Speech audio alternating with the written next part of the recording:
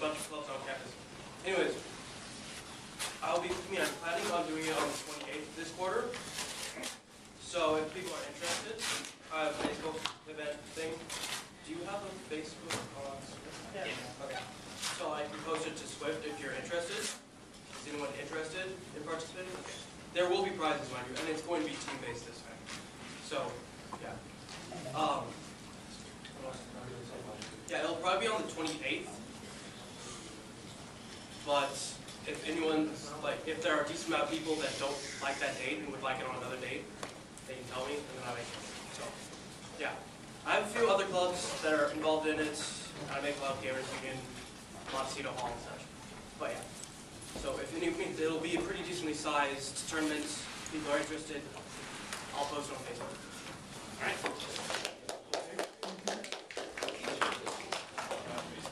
All right, guys, we're going to go ahead and get started. So, this week, Gradius is going to be giving all the talk. Yes. All the talk. So, I have a couple of announcements. One is that we are going to Layer 1 in May. Layer 1 is a security conference, kind of like DEF CON. It's a lot smaller, but it's also cheaper. And Swift has secured a student discount to go to the conference. So it's going to be, an entry ticket is $80 if you go with us. But if you want to go with us, I need your name so I can add you to the list so that I can get you the discount. So if you're interested in going to something like DEF CON or Layer 1, specifically tell me that you want to go to Layer 1. Send me an email at swift@csu.edu, or you can send it to my personal email account, which is the one that I bother you with at least once a week. Layer 1 is going to be pretty cool. It's going to have CTF. It's going to have tamper evidence contests. It's going to have Hardware Hacking Village. Hardware Hacking Village, Lockpicking Village, all the goodies pretty much that DEF CON will have. And the people running it are basically the Null Space Labs guys, and they're really awesome and fun to hang out with. So let me know. I need to know by Friday if you want to go. So send me an email. You can talk to me, that's fine, but I won't remember. So if you want your name officially added to a list, it will be best if you send me an email. Other than that, this Friday is Install Fest. So come on out. It's bring your own food night for Install Fest. So feel free to bring whatever you need to eat. Or if you want to bring food to share, that's fine as well. And then, so that's this Friday at 6 in this room. And if you want us to install Linux on your bare hard drive, make sure that you've defragged your hard drive and deleted any files you don't need. And if you want us to install it on a virtual machine, go ahead and install either VMware Player or VirtualBox.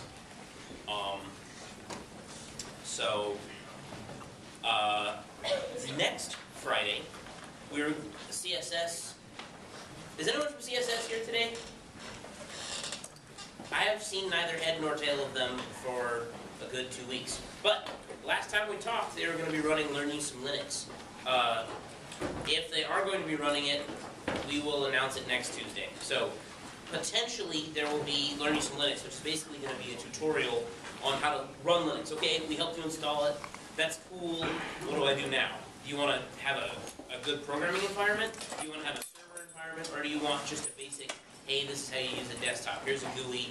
Here's all the programs that you need. If you're just coming over from Windows, how does that work? And that's basically what that would be about. So that would be next, so not this coming Friday, but next Friday at 6 as well. Other than that, I don't think there's any other announcements. Other than, if you want a Swift t-shirt, send us an email. The Swift t-shirts are going to be redesigned. So if you see me wearing the one that I have, it won't look anything like that. It'll look something completely different, but it'll be awesome. So if you think you'd like a Swift t-shirt emblazoned with our logo and all the cool things that we do, then send me an email. We need to know beforehand so that we can order the t-shirts. That's how it works. So I even combine your Layer 1 email and your Swift t-shirt together. You can be like, hey, I'd like a t-shirt and I'd like to go to Layer 1. And then I'd be able to add them both at the same time. And you wouldn't have to send 2 emails. Yes. The shirts are going to cost approximately $15. Depending on how much we get and the size of the Alright, it'll be something like $15. So not outrageously much. That's not bad. Yeah, it's not bad at all, especially for a Swift t-shirt. When I got my Swift t-shirt, they cost $20. So you know, it's Moore's Law. It's bringing down the price of t-shirts. Yes. I won it in a raffle. Oh yeah, and then if anyone would like to hang out at Buffalo. Buffalo is a thing that Swift does pretty much once a week. We go to Buffalo Wild Wings on Wednesday. This week we're going at 8 o'clock. I personally will not be there just this week, but every other week I'm there. Whoops, not going. And and it's really fun. It's hangout time. We talk nerdy stuff and eat delicious wild wings. So 60-cent wings Wednesdays. yeah, 60-cent wings on Wednesdays. So it's cheap as well as delicious. So One, yes, It's at 8 p.m. on Wednesday. I did say that, right? yeah, he did say that. Just to reiterate, it's at 8 p.m. on Wednesday at Buffalo Wild Wings in Chino Hills. That's tomorrow. It is tomorrow, definitely. I think, And if you need a ride, talk about. just remembered, I'm pretty sure CSS is doing movie night tomorrow. Okay, CSS is doing movie night tomorrow night. They are not here, and they didn't tell me, so that's cool. But And there's Buffalo. aren't they're showing Swordfish, right? What are they showing? Pie and War Games. Okay, they're showing Pie and War Games. So all the deliciousness. I'm pretty sure it's tomorrow night. It might be next week, but I'm pretty sure it's tomorrow It night. is a Wednesday at some point. If they want you to know, they'll let you know. But I don't know. So, okay. So we have 2 things going on in the meeting today. Mostly they're just spillover from last week, because last week I was like, hey, let's do all the things, and then we ran out of time. So one of the things we're going to be doing is, if you're interested in being on eBoard, we're going to be doing elections very soon. I'm going to have the current eBoard come up and briefly talk about what they do and why it's delicious to be on eBoard. Because we'd like to have people on eBoard. We have a lot of people graduating, so we have slots to fill. And if you are interested, then we want to give you as much information as possible. So today we will be talking about, basically everybody's going to be like, hey, this is what I do, and here's why I do it. And then next week I will be briefly discussing the election process. And then I'm pretty sure the week after that is when we'll actually be having elections. That date is not confirmed yet, though. So I think we're going to do the eBoard stuff first, and then I have a presentation that I'm going to give, because my presentation can be compressed, but the eBoard stuff is important. So I think probably the easiest way to do this would... Sign them all out. Yeah. So if the current eBoard, please stand up. Please stand up. That means you. And come up to the front. That includes you two, Grady's. Grady's look suspicious. Okay, Oh, okay. hold on. I have to make sure Slothford is on. So a lot of our eBoard is currently not actually here. So I'm going to be playing a lot of different parts today. Dave, why don't you talk about what you do as vice president? All right. I'm Dave. I'm the current vice president. Vice president of Swift is primarily charged with keeping things in line in meetings, reminding the president this is what you have to do, let's get to it. Or if there's important deadlines approaching or anything else, they plug the club whenever they can, at least I do. They sometimes give talks. They pretty much just keep the flow of the eBoard meetings going. I mean, without the vice president, it's just a whole bunch of chaos in the freaking e-boards meetings, so. Sometimes it is anyway. Yeah, it is anyway, but that's because it's Swift. So it keeps the non-Swift chaos in line. Yeah, I mean, basically, vice president is an assistant to the president. So whenever I don't have time to do stuff, vice president takes that up. So, you're not returning next year, right? I am graduating this quarter. So, congrats. About time. And so basically that means the vice president position is open if you're interested. All of the positions are open. So do not feel like you can't apply for any position. Some of the positions will have some basic prerequisites. Like, for instance, president and vice president. We'll have official prerequisites at a later point when I come up with them.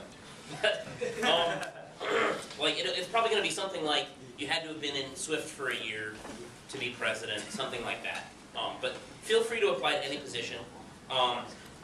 So I'm currently president, and basically my job is to be an interface between the club and official ASI, UBSS, anybody who comes to the club. I'm the go-to guy for communication. Obviously, I also run meetings, and I run e-board meetings. So I'm thinking about coming back as president next year, but please don't let that discourage you. If you really think that you could be a good president, go ahead and apply. I'm definitely not trying to intimidate anyone out of being president. In fact, there might be a case in which if you apply for president, I will gladly hand it over to you, because I'm a busy soul. So, but I mean, basically, I just do a lot of crap. And I do it because I love this club and it's really awesome, but mostly I sign things and run meetings, and that's what I do. Well, I'm Christopher. I'm the treasurer. So, I guess as you can probably imagine, I manage all the money for our club, take care of the club account we have on campus. Someone paid for that pizza, believe it or not, and they do it every week, and so I'm kind of responsible for figuring out how we're paying for that, getting people reimbursed for, whoever happens to pick it up that day. There's a lot of the big kind of treasurer duties happen at the beginning of the year, so we have to file a budget, so we plan out what we think our expenses will be, and how we're going to get that money, and some of it we get by fundraising, some of it we get from membership fees, and some of it we get from the school. So, kind of figuring out where that money comes from and how much we're going to have to spend. Scale was another big event for those of you who went. I mean, we paid for you guys' hotel rooms and all that jazz, and so it's a lot to take care of, but it's cool. Like Zach said, I also really care about the club, so it's part of the reason that we're on the e-board, because we want to see it keep going. We want to see it thrive. So if anyone's interested in applying for the treasurer or whatever, I definitely. It was kind of hard for me the first go around, because I had to figure everything out. But now that I've gone through this for a whole year, I kind of know what's up, so I can actually help you guys, and it won't be as hard. I don't think. And the thing is that just as far as being a club, according to ASI, we have to have a bare minimum of an e-board has to be president, vice president, treasurer, and secretary. So we have to fill those positions first. So those 4 positions will be voted on first, and then all the other positions will be filled in. So if you want to be treasurer, please apply to be treasurer. I know that not many of us are accounting majors. That's okay. Neither is Chris. Yeah, so it's about the gist of that. I'm director of media. I can never remember my official on, and then I turn it off, and then I upload the video to YouTube. And I show up to e-board meetings. That's about it. Like, Best position. My name is Erica, and I am Director of Fundraising and I guess Secretary now. I don't know, I inherited the Secretary position this quarter because Hayden's not here. Although Kevin does fundraising as well. And what that means is you basically try to get money from everybody. Like last quarter, we went to Shakey's and we got some money from that. So basically what you're doing is hopefully getting money so you can buy pizza and some other stuff, right? Secretary, what she does or he does is basically help out and assist the other e-board members, take notes. Also the signing sheet, if you guys haven't signed it, please sign it, or I'll get in trouble. I don't want to get in trouble, right? Yeah, I don't know. But, go ahead. Yeah, I guess talking. Jared Gradius. I do the webmaster stuff pretty much along with Scott over here. He pretty much helps me get all the content posted, and I'm the one that runs like the back end part. We're actually running a WordPress install on a Linux server that was so kindly donated to us from previous graduates of Swift and whatnot. But essentially my job is to keep the web server up and running. Internet's a dangerous place, so you have to make sure it's always updated and make sure everything's running smoothly and that there aren't spam comments from Jewish dating sites on your blog.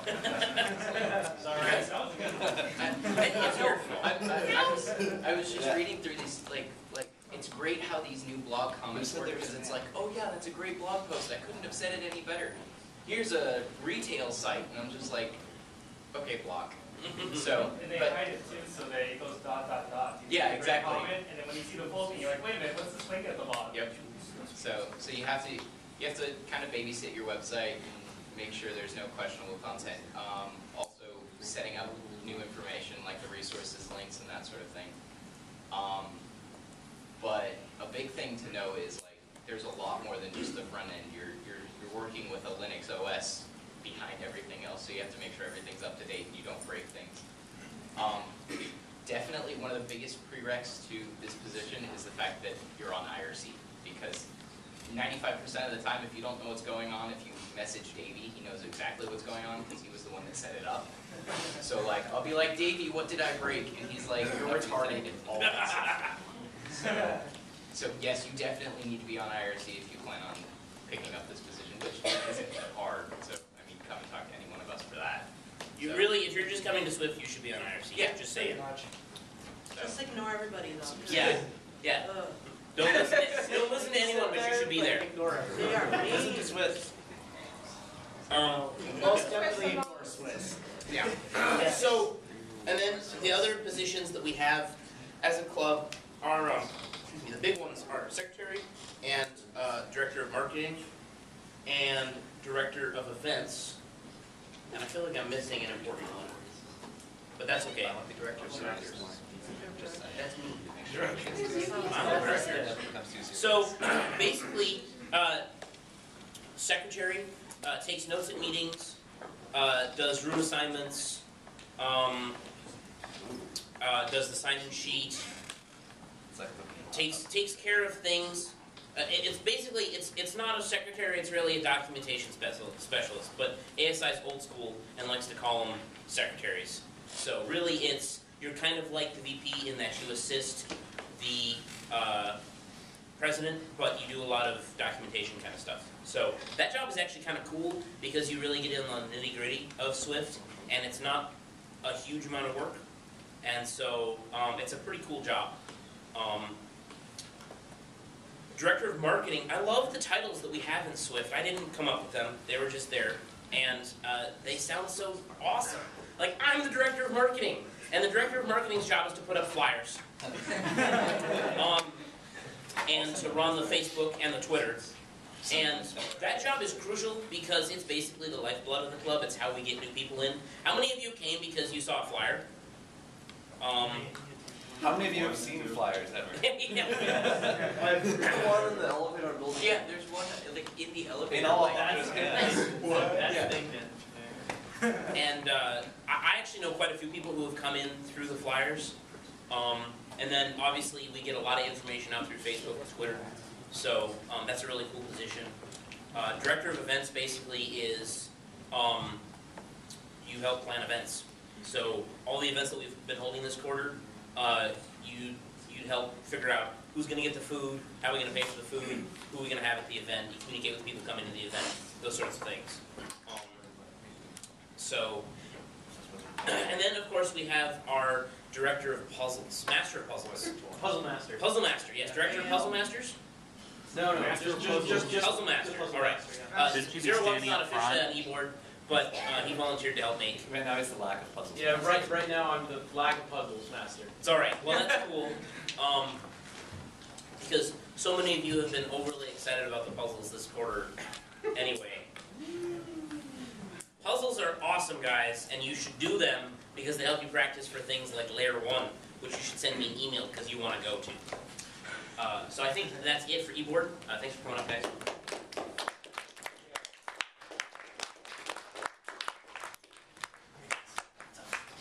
So that's it. That's e-board. That's what we do. If you're interested in one of those positions, you can send me an email, which would be good because then I have an idea of who's interested in what. But otherwise, we'll be figuring out when we do the elections. I just realized. So in the last 25 minutes that I have, I'm going to be talking about red team. Who knows what I talk about? What I'm talking about when I say red team? Okay, basically, red team. I should go to my second slide since I put that up there. Safety is an illusion. Who watches Ghost in the Shell? Right, guys? Yeah. Red team is legal hacking. This is the Gibson. Don't hack the Gibson. That's illegal. No, it's not. Hackers? I've got like a million movie references, so you guys are going to have to play along with me. Hey! If you recognize a movie, shout it out. Not really. Basically, red team, if you go to Wikipedia, is a group of hackers designated by the military in war games or by companies as penetration testers to test out computer network systems.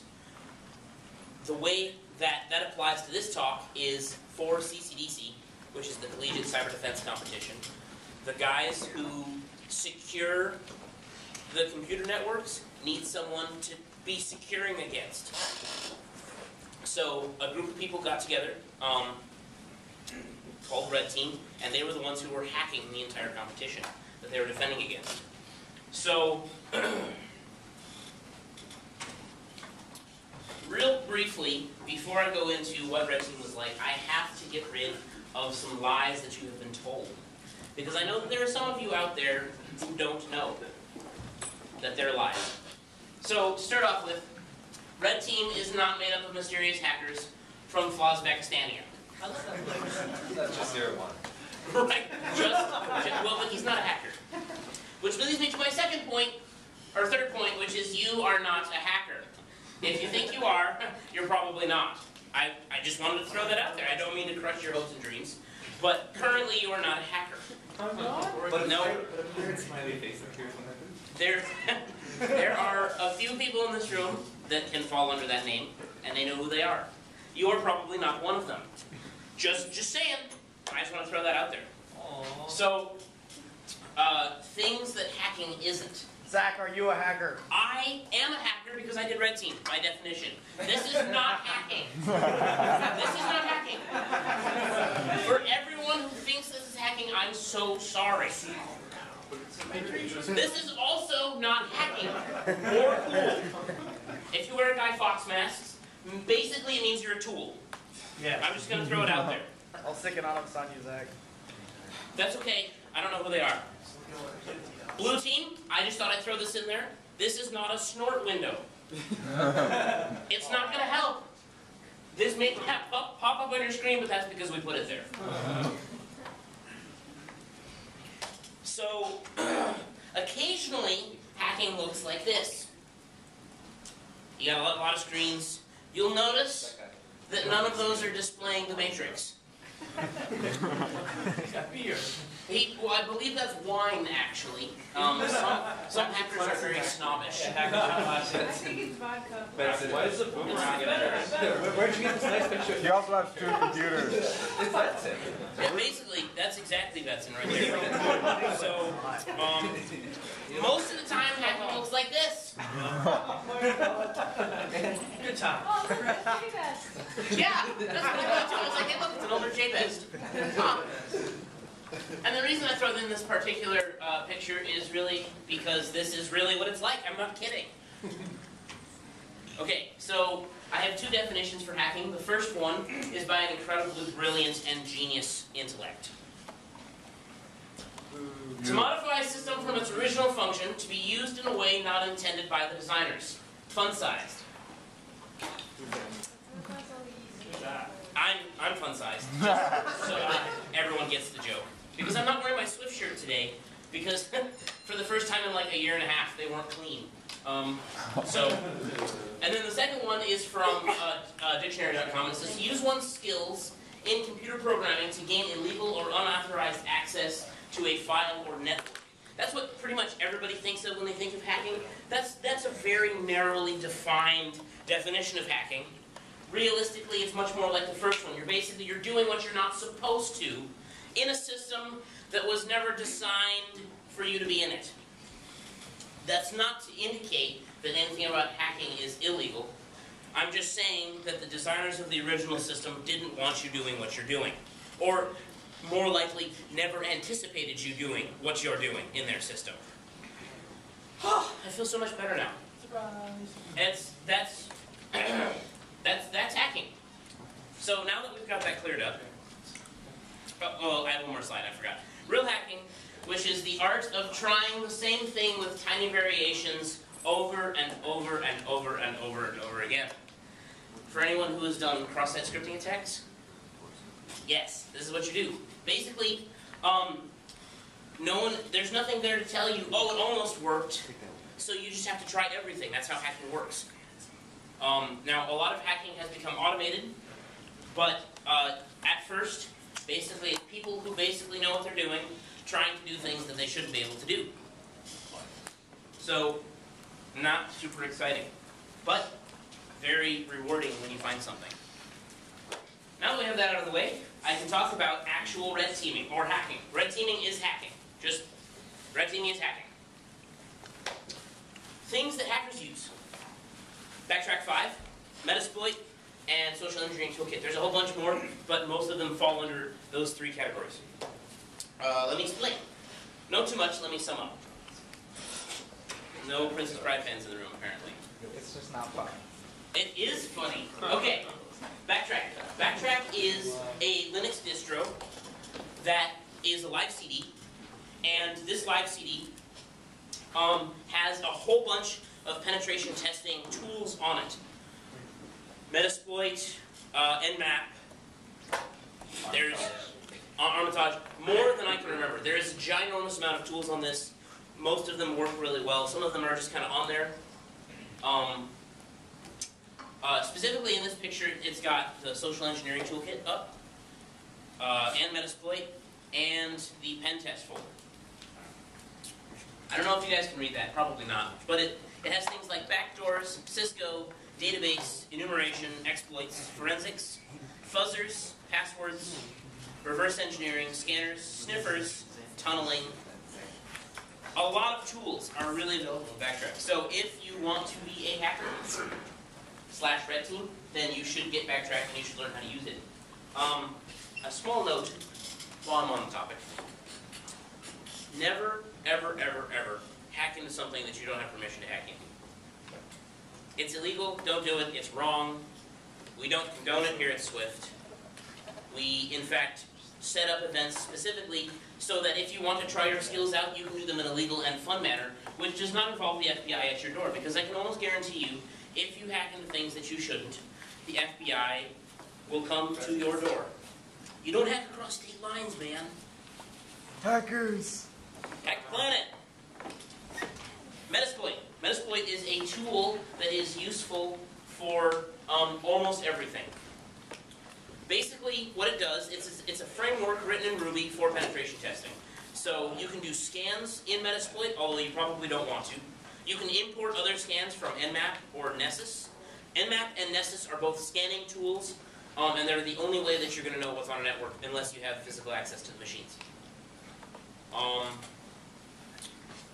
And it can, so Metasploit can import those things, scan those scans for vulnerabilities, and then auto-attack machines, or you can specifically go in and it will use things like, it'll use a variety of exploits, and then once you utilize an exploit, you can have a payload, like Meterpreter. Meterpreter is a, basically it's a shell payload, so you can get shell on the machine that you're on and do all sorts of horrible, awful, nasty things. And it's pretty easy to use. There's lots of tutorials online, and most professional penetration testers use, when they're not doing web exploits, when they're doing OS and system exploits, they just use Metasploit. They use Metasploit Pro, which is a GUI, a web GUI, that's a little bit easier to use than the console version, but the console version is free and incredibly powerful, so check that out. Metasploit Unleashed. So my backstory is that I've kept my fingers in these techniques for a while, but I never really had an opportunity to use them. So when I heard that CCDC could use people for Red Team, I was like, hey, I'm going to give it a try.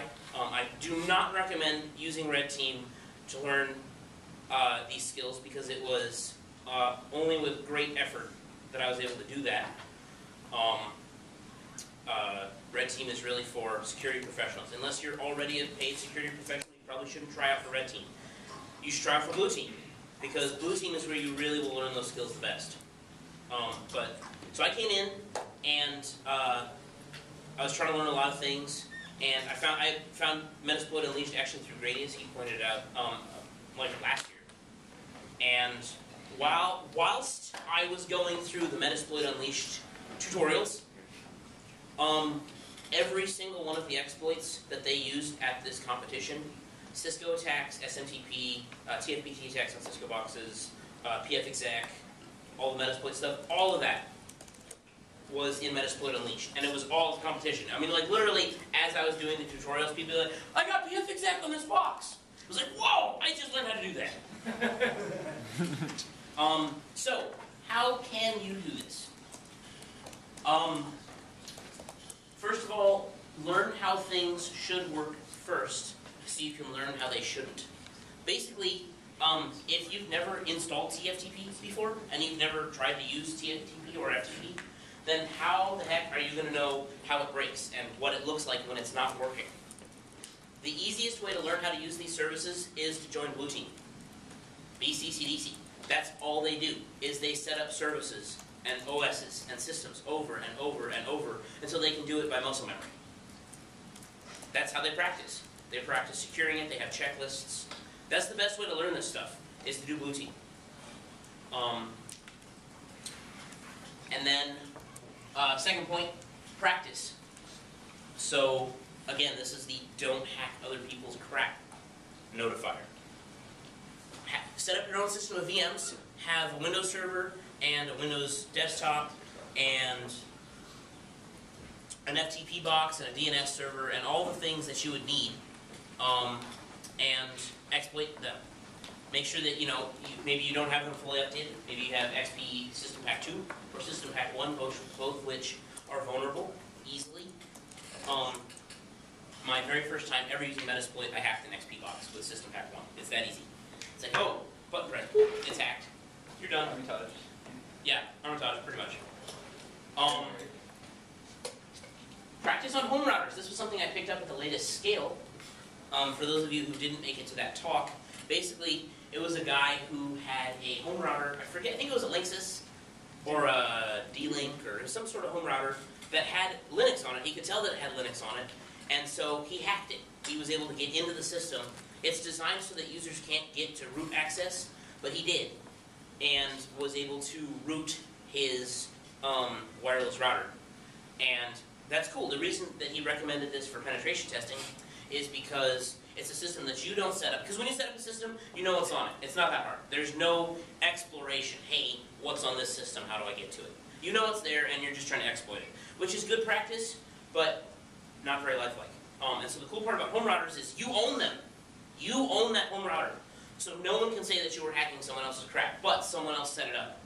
So I believe that that talk is on the Scale website under penetration testing with home routers.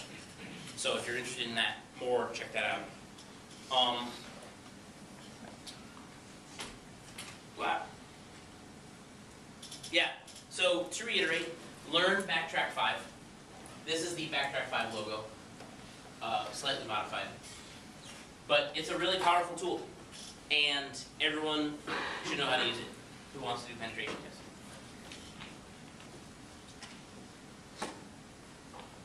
This is out of order, but that's okay, because I already sort of dispelled some of these. But one of the major things that I learned being Red Team is that one of the most powerful tools of Red Team, and I mean, I'm kind of expecting to get shot from somewhere, from a grassy knoll as I say this, because hackers don't like this to come out.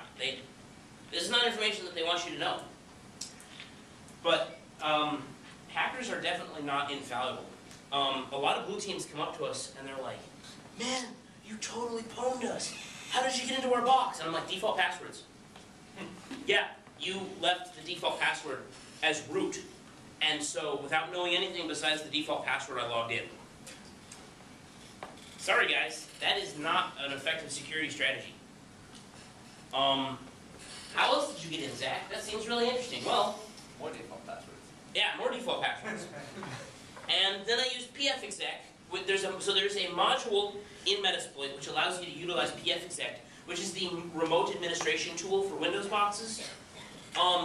If you're not doing remote administration, pfexec should be disabled, first of all. But let's say you have to do remote administration, like you have a core box which you can't physically touch, then change the default SOM passwords, please. There's literally, when you install a system, it's not even your default passwords, it's the system's default passwords. So basically, it's going to be admin and password, or change me. Those are the only two. It's default passwords for Samba. So change that. And yeah, so basically, the big mystique surrounding Red Team is that you don't get that nice hacker detected signal. It's all of a sudden we're just in your box.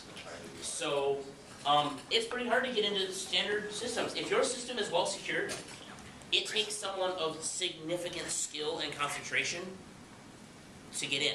That's how that works. So, unless you really screwed up, like you left default passwords, or you didn't update your Windows box. Who doesn't update their Windows box? That's not a thing. Like, everyone updates their Windows boxes, because they know it's not secure. So, in Linux, you basically have to have Telnet activated. Telnet, for those of you who don't know, is a service that passes commands from whoever's using it in clear text to the machine. There's no encryption, there's no login, it's just Telnet. So, for blue team members, you guys should know, Red Team's pretty fallible.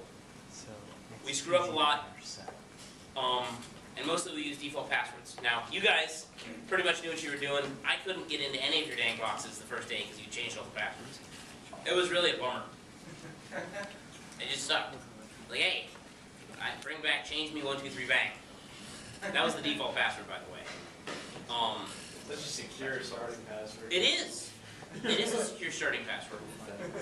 So, I don't remember how many slides I have. I think that might be it. Oh, well, okay.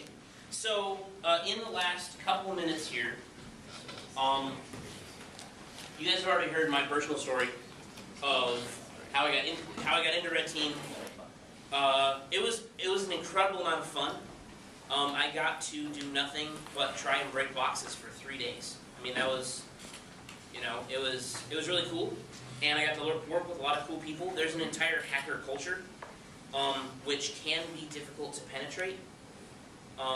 Penetration No pun testing. intended. I wasn't trying to do that on purpose. But basically, they're very close-knit because generally, the people who do penetration testing, that, again, is their secret sauce. Companies are surprised when they get hacked by penetration testers that they hired because they don't expect them to get in. You just hired someone to hack into your system and you're surprised now. Okay. And so generally, as a whole, hackers are a suspicious, close-knit bunch. That's not a bad thing. A lot of industries are that way. But hackers also, you have to have skills. You gotta have elite skills. I mean, I say that jokingly, but at the same time, you really have to be able to do crap. So, if you're interested in becoming a penetration tester, the best way to get started on the career path is, once again, join Blue Team. But then afterwards, meet some security people. At CCDC competitions, talk to Red Team, make friends. Go to DEF CON, go to Layer 1. I know, shameless plug. Yeah, so, just some heads up if you want to be a hacker. You have to like electronic music. It's not an option. If you don't like techno or dubstep, then you're in trouble unless you're one of those guys, and there was one of those guys at Red Team. You wear the shoes with the toes and a turban and listen to classical music the entire weekend. I'm not kidding. He's a crazy dude. But he got more hacks than... Yeah. He's quiet? Yeah, he's insane. No, not Vice. Oh, Jolly. Yeah, all of them. Jolly. And he's from DC 949, which is a DEF CON group. And that's another good way to join a DEF CON group. Technically, we are a DEF CON group. So, you're already on the right path. Are we DC 909? We're doing it! Are we DC 909? No, we're DC We're CPT. DC CPP. Okay. We're the first DEF CON group to be officially, For school? yeah, First collegiate chapter. affiliated School with DEF CON group, a yes. college. And we're also the first DEF CON group to have letters instead of numbers. So that's cool. Breaking all the rules. You also have to speak the language. This goes back to knowing your stuff. If you're on IRC and they're popping out things. First of all, if you think, well, yes, lurk on IRC, but if you think that hackers are lone individuals, that went out with the 80s. Generally now, you have groups like Anonymous and LulzSec, although I hate to mention them because they're terrible, but you have groups like that are running attacks on systems. I don't know if you guys know this, but hacking, or really just malware, is a multi-billion-dollar industry. It used to be that you did malware and hacking for the kicks. Yeah, it was fun. Hey, check out what I can do. This is really cool. That is not true anymore, because when you get into 50 million people's bank accounts and you take $2, you now have 100 million. That's, it's a huge, huge thing.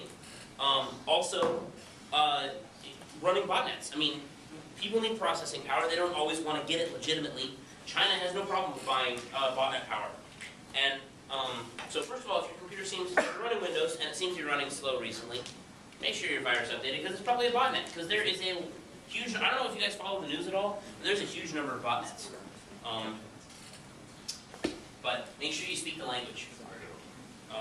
Coming to IRC. Oh, well, my point where I was going with that was, the Red Team, we used IRC the whole weekend. Like, we made our own channel called Red Team, and we had a wiki up, and so anytime someone got passwords, they would dump all the passwords on a wiki. Anytime there was a vulnerability, they would post it on the wiki. Anytime someone was like, hey, this is a Windows box, they would list it and all of the services that it was running on the wiki. I barely had to do any scans personally, because it was all on the wiki. It was just like, and I got it, and I was in, and oh hey, I just pwned your box. And I deleted all those files that you really needed. That sucks. Red Team's a lot of fun too. I don't think that this comes across as much, but you get to do stuff that's really horrible. I unfortunately don't have any of the pictures, but we took a whole bunch of screenshots of when we were remote desktoped into someone's machine, and we were just screwing with them. So I have a couple minutes briefly. I want to share some shenanigan-y stories. I think that's the end of my slides. Let me check. Yeah. So a couple of fun things that I saw. One was there was these two guys, and they were walking around. They were red team, and they were walking around with a laptop and an antenna like this. By the blue teams. And the blue teams were freaking out. They were like, what's going on? You can't be here. But they were behind the line, so they could. And finally, the blue teams complained, they're like, hey, they're doing stuff over there. And so the white team lady comes over and she kind of yells at them. She's like, hey, you can't be here. You have to go back to where you're supposed to be. Go over there. So the red team guys were like, okay. They go back. And just start dying laughing because they weren't doing anything. The antenna wasn't plugged into the computer. They were just screwing with them.